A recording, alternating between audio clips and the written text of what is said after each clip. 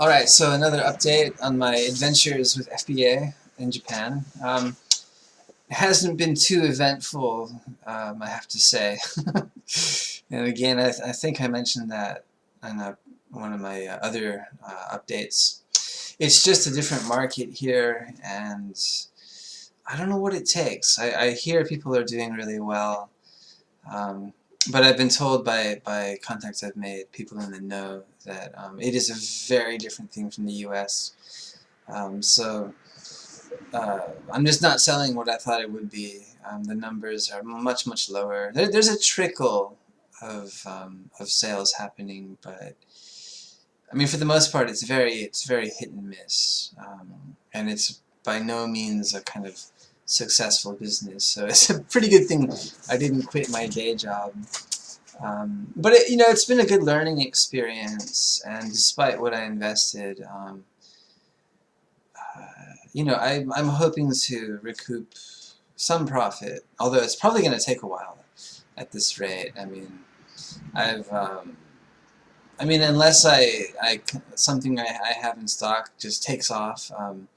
I've told myself no more new orders for inventory. It's an easy game to kind of get sucked into, because you can very easily compare things online. Like you find something for sale in the US and then check it on Amazon Japan or one of the other online channels, and it's like sometimes it's massive price difference, and it makes you want to get it listed as soon as possible. But what is less known, harder to check, is how quickly that item sells, and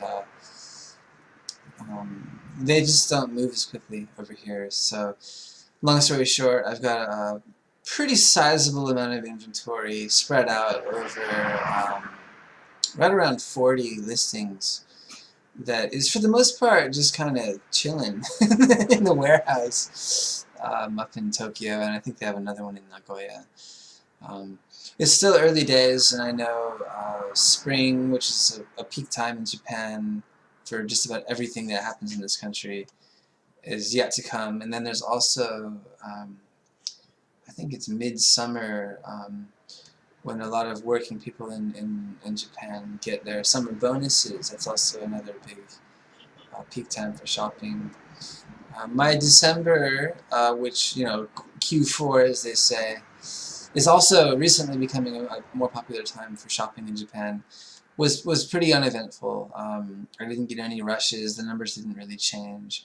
So I'm kind of surprised by how quiet Amazon Japan really seems. I'm not sure where all this revenue I read about is coming from, but then again, that's just me selling a pretty limited range of products, and Amazon has like millions of listings. So who am I? But yeah, for the time being, I'm laying off new inventory orders and really just kind of trying to minimize any expenditures beyond the monthly fee, which is, for the most part, being covered by sales. So that's good. Although I hate to see any profit I'm making go to just covering the fees. But that's going to be on the back burner. I'm not going to burn myself out. I've got enough going on in the analog world to deal with. I don't really need to get in over my head with the digital world. So, but I'm happy I've tried it. I'm glad that Amazon offers this service. It's been a pretty cool experience in terms of learning how to coordinate things, and I was able to get one shipment sent private labeled directly from China to a warehouse here in Japan without ever touching it. That was kind of a milestone for me, up there with getting my first inbound order listed on Amazon and active. That was pretty cool too. It always pays to just do your research, do your due diligence, as they say, and know what your market wants. It's really all it comes down to. The thing is with retail, which is really what this is there's just, I mean, just an endless number of products out there, and it's really gotten me thinking. Like, I mean, who decides who decides what to sell and the amounts? And I mean, I'm sure manufacturers get suggestions and requests, but it's a whole new world to me, and it's an interesting one. But it's also one that I'm kind of like a little hesitant to get any more involved in at the moment. It's just there's it's just such a big area, and you just don't know how long it takes to get things done, and you know who's gonna buy what, and so I've learned to just really try to simple down, so to speak, and learn to focus on I guess working harder, working smarter, not harder. I did the work harder, not smarter thing. Yeah, no thank you. So I think my next step, while the Amazon thing kind of simmers away, is going to be kind of putting together some kind of digital English in Japan oriented projects, and getting that active on as many online channels as I can, and maybe even using my English school website as a base for that. And that was actually recommended to me. That wasn't something I came up with, although I may have eventually stumbled on the idea. But the guy who recommended that to me is a senior Amazon seller, and just a generally really good guy who has done that. He's actually got very consistent sales for a number of years through a product he designed with a partner, and it's 100% digital, which means all of that overhead you spend in shipping costs and buying costs and storage costs and the time you spend listing it and all of that kind of goes away. So financially it's a much more beneficial thing to do. The profit margins are huge, but it also means I'm going to have to kind of, well, not kind of, absolutely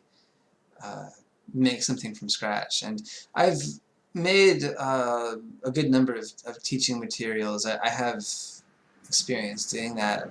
Part of my degree was instructional design and technology. So I have some confidence I can come up with something, but I know it's going to take a ton of time and work, and so I'm really going to have to chip away at it. But I think having the idea in my head is a good start, and kind of deciding where to take it is the next step. There's a ton of stuff out there, but that's something I'm throwing out there.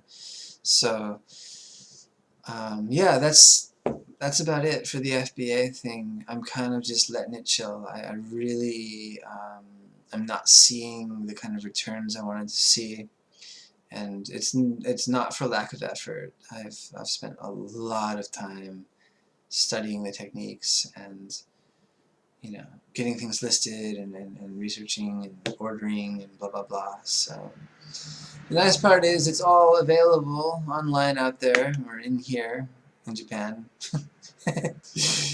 So if it does start to sell, I don't really have to do much, which is the whole idea, I guess.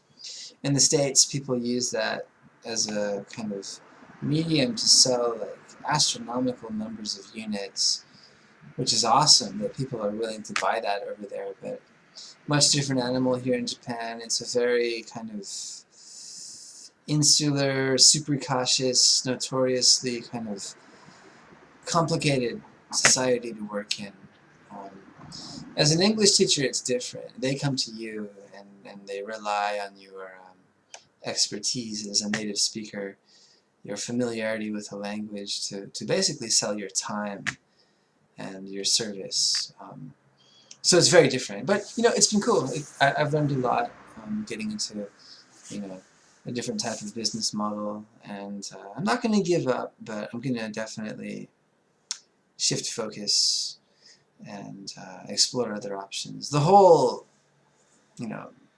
start to this was I was kind of putting the signal out to find a way to generate extra income, both to free up time in terms of working, and also in order to, if I could free up enough time and build up enough income to get another teacher in here and kind of slowly but surely shift the teaching load off of myself onto someone else, which is an ideal direction as an entrepreneur. You know, you have the space and the business and the resources available, you know, but you can only be in one place at one time.